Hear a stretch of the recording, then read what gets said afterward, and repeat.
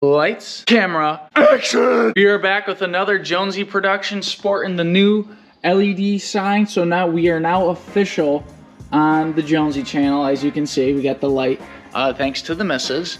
Today we got some fun planned, not really, for you guys maybe, not for me. We are going to be patching the frame on this behemoth. Here's a little just tiny frame patch. It shouldn't take me too long. I say that now, but every car guy knows that these things estimate it being an hour. It's gonna take 4. But we got a little tiny hole in there, if you can see. Might look bad on camera, but it's really not that bad. Just a little part right there. I patched way worse than that, trust me. But what we're gonna do is we're gonna get it started.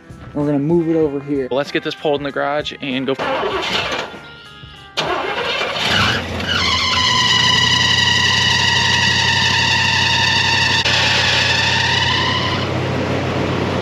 Oh yeah, it just has a really bad serpentine belt squeak. It's horrible.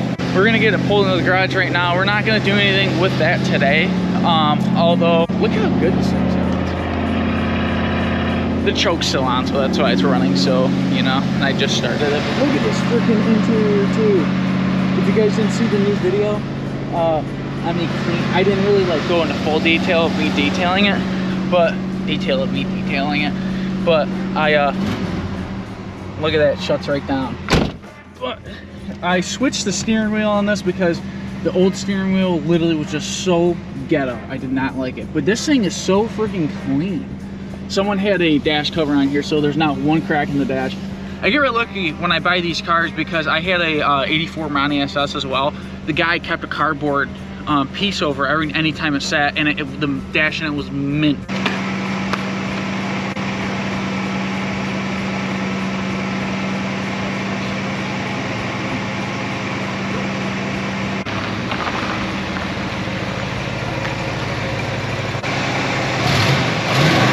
And before we start doing anything, disconnect the battery. You don't have to. I personally do because honestly, you don't want the car just draining the battery for no reason. Not that we're gonna have the doors open or anything, but if we do, I don't want to forget about it and then be like, oh shit, the battery's dead.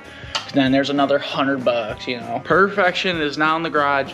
We're going to jack up the front end and then take this wheel off and kind of assess. I kind of already know what I'm going to do.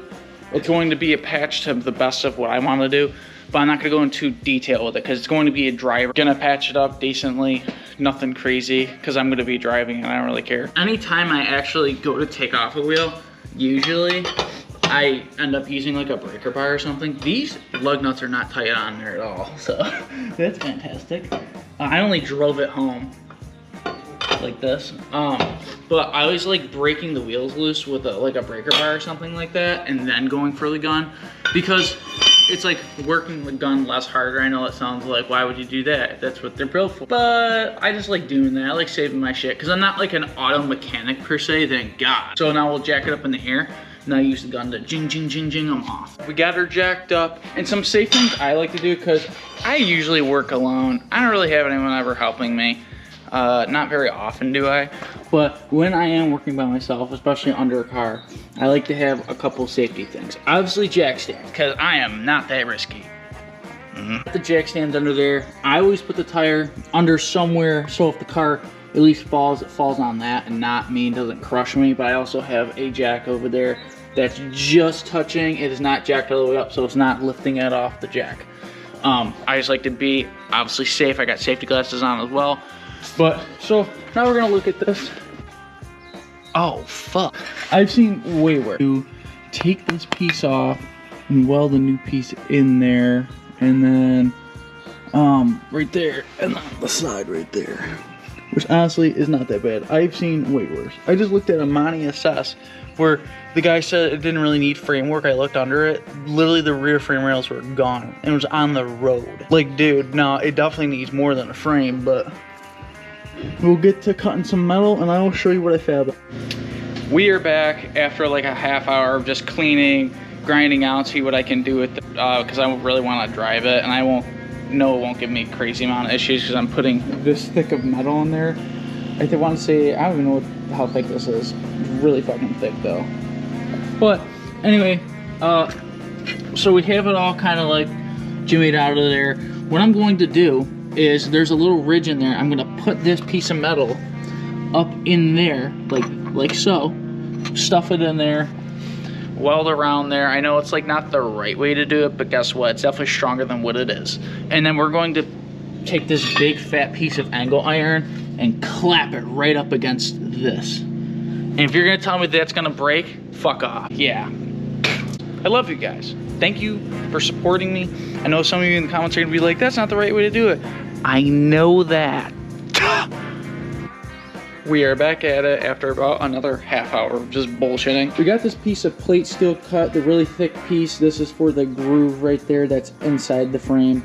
And then I actually drilled and tapped this hole to fit this. This is basically what goes in there for the actual sway bar length that you have down there. But we're going to put this up there, weld it, and then we're gonna take some of the plate steel I got and make a sidewall for right there, because I really don't want to take these bolts out. I know they're gonna break, and if you know me, I'm not doing that. So we're gonna do that, and then I got another idea for the other holes. Don't judge me. Judge me, I don't really care, but anyway, we'll get back at it and I'll show you.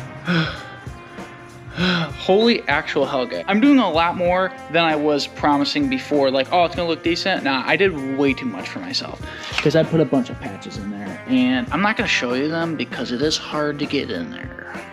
I'm making this piece right now for that piece right there. But we're gonna make a relief cut right here on my line, so this will actually fold up under the frame, so it'll actually close it off. And basically, I patched a bunch of little holes that I found with actual metal, not like Bondo or anything. So I'm doing a lot better than what other people would do, but it's kicking my ass. We're at like the almost 4-hour mark, like I said before. It only should take us like an hour.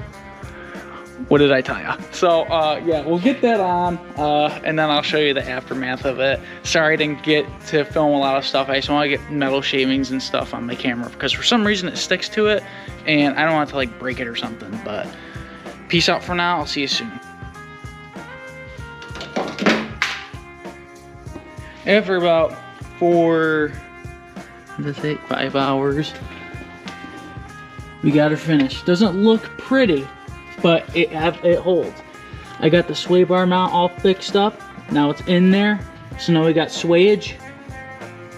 A couple little washers on there just in case. But yes, that thing looks way better than it did. There was literally a hole there, so there was literally nothing there to compare it to. But that's gonna do for today. Sorry about not having a lot of content, but next couple of videos, I'll have someone help me record and stuff like that. I still want to get stuff over my beautiful camera. That's all. But that'll do it for today. I'll see you guys soon.